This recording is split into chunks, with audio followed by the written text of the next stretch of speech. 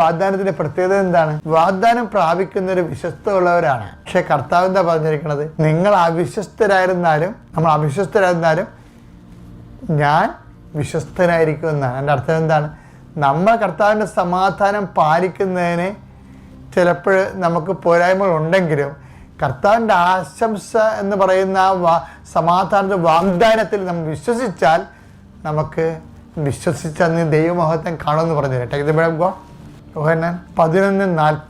യേശു അവളോട് ചോദിച്ചു, വിശ്വസിച്ചാൽ നീ ദൈവമഹത്വം ദർശിക്കും. ഞാൻ നിന്നോട് പറഞ്ഞില്ലേ? ദൈവത്തിന്റെ വിശ്വസ്തതയിൽ നമ്മൾ വിശ്വസിച്ചു കഴിഞ്ഞാൽ നമ്മൾക്ക് വിശ്വസ്തതയിൽ പോരായ്മ വന്നാൽ പോലും കർത്താവ് എന്താണ്? വിശ്വസ്തനായിരിക്കും. അതിൻ്റെ അർത്ഥം എന്താണ്? ആ സമാധാനം നമുക്ക് അനുഭവിക്കാൻ പറ്റും. അപ്പോൾ ഇത് വലിയൊരു പ്രോമിസാണ് നമുക്ക് കിട്ടിയിരിക്കുന്നത്.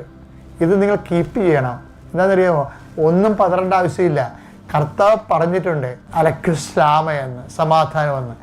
അത് നമുക്കിത് അവിശ്വസ്തത ഉണ്ടെങ്കിൽ പോലും അത് അനുഭവിക്കുന്നത് കർത്താവിൻ്റെ വാഗ്ദാനത്തിൻ്റെ അടിസ്ഥാനത്തിലാണ്.